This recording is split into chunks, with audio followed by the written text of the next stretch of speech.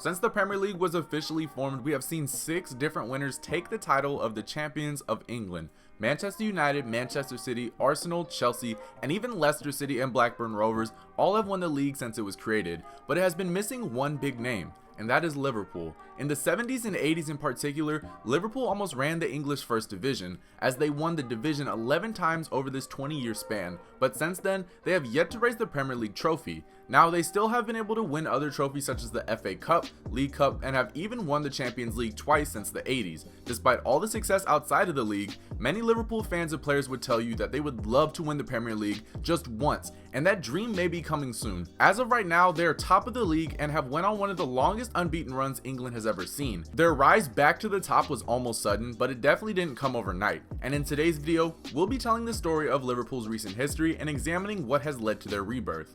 I guess a good starting point for Liverpool's rebirth is the end of former manager Brendan Rodgers' tenure. Rodgers managed Liverpool from 2012 to 2015 and was a part of a transition period, but also a very disappointing one. He was taking over a Liverpool side who had failed to finish in the top 5 in the previous 3 seasons before he got there, and one that needed drastic change. His first season was pretty much in line with what Liverpool saw the previous 3 seasons, as they finished 7th in 2013. But they had a key emergence from new signing Luis Suarez that season, who scored 30 goals in all competitions and would help lead them the following season. The infamous 2013-2014 season might be remembered by all Premier League fans when Liverpool had one of the most devastating title collapses of all time. They had first place all but secured with 3 games left, but proceeded to lose to Chelsea 2-0 in a game remembered for Steven Gerrard's slip, and then blowing a 3-0 lead away at Crystal Palace to give Manchester City the title. And they quickly sunk back down to earth after the 2014 season when Luis Suarez was sold to Barcelona and Liverpool couldn't replace his productivity, finishing 6th in the league and coming short of both the League Cup and FA Cup finals. Rodgers would only last until October of the 2015-16 campaign before he was sacked, and this is where the Liverpool rebirth begun. Their search didn't last too long, as they were able to get Borussia Dortmund manager Jurgen Klopp, who had a lot of success building Dortmund, even getting them to the Champions League final and winning the Bundesliga over Bayern Munich. But this rebuild would be much more significant and would take a lot of time. There were a lot of players who needed to go so that Liverpool could get in more quality, and a lot of developing that needed to happen. In just his first season, Klopp was actually able to get a lot out of a weak and confusing Liverpool side, as they managed to be the runners-up in the League Cup and the Europa League, which isn't by any means the standard for the club, but it was encouraging to see him have the success in the competitions he had with so little. Moving into the 2016-17 campaign, which would be his first full one, Liverpool backed their man. They brought in Jorginho Wijnaldum, Joel Matip on a free transfer, and signed Sadio Mane from Southampton. They sold a lot of players in the summer transfer window, and for the money that they got for the players they sold, I'd say they did pretty good business. The guys they sold just weren't at the quality needed at the club, and received some pretty hefty fees for guys like Christian Benteke, Jordan Ibe, and Joe Allen. This season, Liverpool finally made it back to the top 4, meaning that they would once again qualify for the Champions League. But another important development really happened this season, as Felipe Coutinho showed his quality and really bursted onto the scene, but his importance for the club comes much later. The following 2017 and 18 season was the one that really put Liverpool back on the map. They were very active in the transfer window, starting in the summer when they brought in Alex Oxlade-Chamberlain, Andy Robinson for under 10 mil, and then topped it off with Mohamed Salah, who was a former quote-unquote Chelsea reject. And just for reference, the last former Chelsea reject has done pretty well for himself. Young star Trent Alexander-Arnold also signed a new professional contract and would receive some first-team minutes throughout the season. But problems arose later in the season as star Felipe Coutinho grew to be disgruntled and requested a transfer out. He was ultimately sold in the window of 2018 for over 100 million euros to Barcelona. With that money, Liverpool were able to bring in a very quality player, Virgil Van Djik from Southampton. He was the most expensive defender ever, and many immediately questioned whether or not he would be worth the price tag, as he is indeed just a defender. But the best part was that they got him away from Manchester City, who were keen on signing him as well. He quickly showed his quality as he would end up being the leader of one of the best defenses in the Premier League. Liverpool once again finished in 4th place, but their real success came in the Champions League, where they knocked out Porto, Manchester City, and Roma on their way to the final before they lost to Real Madrid. Still with no trophies under his belt as Liverpool manager, Klopp had to win something to silence everyone, and after the 2018 and 19 campaign, nobody has too much to say about Liverpool as a team. Defense was still a huge issue at the club, and Liverpool needed a goalkeeper and a strong defensive-minded midfielder, as they already had a lot of promise in the back line with Alexander-Arnold, Robinson, and Virgil van Dijk. They would end up signing Alisson from Roma, Fabinho, Xherdan Shaqiri, and Naby Keita. A lot of quality was added, and Liverpool got a lot from Alisson and Fabinho in particular, who both helped turn Liverpool around. This season, Liverpool would proceed to go neck and neck with Manchester City for the Premier League title, before they ultimately lost by just 1 point, and they were able to get a total of 97 on the season.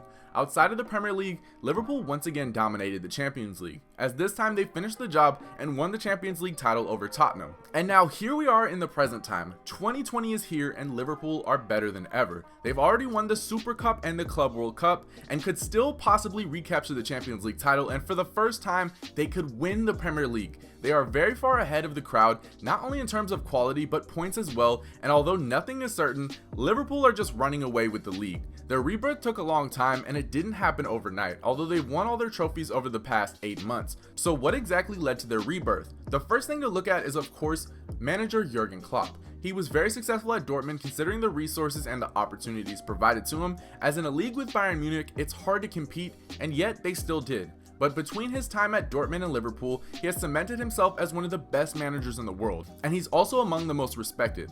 Players want to play for him, and he respects and loves his players as individuals. He has created a great environment and culture at the club, and it's paid off really well. The mentality at the club has done a complete 180, and there are plenty of times where Liverpool have been down in games and successfully come back to get good results.